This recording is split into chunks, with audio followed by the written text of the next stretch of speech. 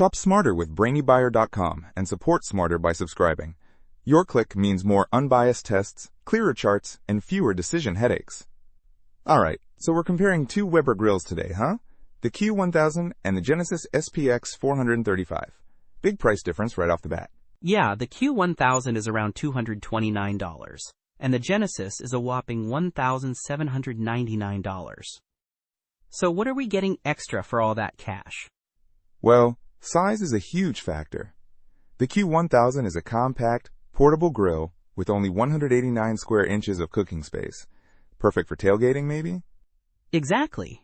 The Genesis SPX-435, on the other hand, boasts a massive 994 square inches. It's a full-sized backyard grill. Think family barbecues. And the burners.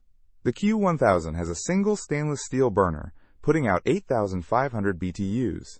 Simple and effective. The Genesis? 4 main burners, plus a Sear Zone and a side burner. It's got way more cooking versatility. You can sear steaks, saute veggies, all at once.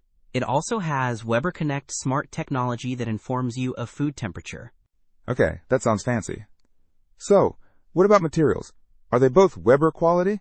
Both are Webers, so yeah, quality is there.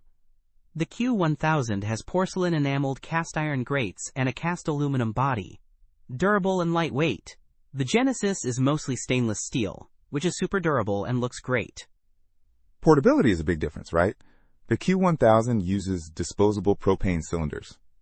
Easy to take anywhere. The Genesis definitely isn't portable in that sense. It needs a full-sized propane tank. It's meant to stay put. But it does have cool features like night vision grill lighting. Nice! What about ignition? I hate grills that are hard to light. Both have push-button ignition, so easy starts for both. The Genesis also has LED control knob lighting for nighttime grilling, so that's pretty neat.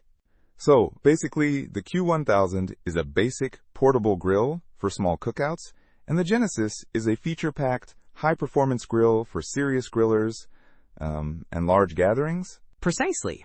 It really comes down to budget and how much grilling you plan on doing, and of course, how much space you have. Makes sense. Thanks for breaking it down. Don't miss out on our next in-depth review to help you make smarter purchasing decisions. Hit that subscribe button and the notification bell so you're always in the know.